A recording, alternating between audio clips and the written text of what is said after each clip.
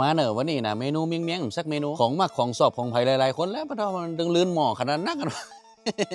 ใจเนี้ยมันมื่นนี่เลยครับน้องเมนูนั่นมันก็คือเมนูนี่นะแกงผักปังใส่จิ้นส้มก็ว่าแต่ว่าดีนี่นะบางบ้านบางเฮียนนี่มักขนาดนักอันผักปังนี่นะเปิ่นว่ามันมีประโยชน์นักประโยชน์ดีว่าแต่สำหรับผมแล้วเดียนไหนเตี้ย2 เตี้ยกระเปาะเนาะ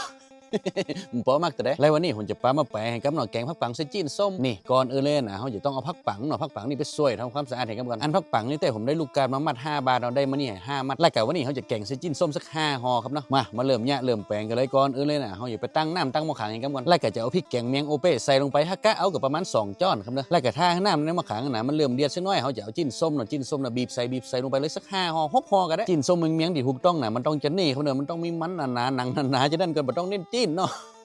มาเน้นหลังจากที่ใส่จิ้นส้มลงไปแล้วเขาก็จะใส่ผักปังกับผักปังนะผักกลางเป็นห้องผักปังนะแล้วก็บะเขือส้มบะเขือเทศตัวก้นลงไปกำนั่นก็เจ๊ปากเจ๊จ้อนนะเต็กๆเน้นๆพักลงไปให้มันยุบมันหยอบกับพอละแล้วก็การว่าพักนะมันเริ่มยุบเริ่มหยอบดีก็ปรุงรสได้เลยการปรุงรสนี่เต้ผมจะปรุงแค่ผงปรุงรสสูรสแล้วก็น้ำ5ครับน้ำปลาร้านะสักถ้วยน้อยหมอกอีนะเสร็จเรียบร้อยละหั่นง่ายก็มันเนี่ยมันจีอย่างนั้นแกงผักปังนี่นะแกงผักแกงไม่นี่มันต้องแกงเหมือนมันจีเหมือนแกงจีนมั้ยนะนี่ตักใส่ถ้วยใส่จานเสร็จเรียบร้อยบีบมะนาวตัวก้นสักแว่นก็ว่าส้มมะขูดก็ได้มะกรูดนะมะกิ้วนะ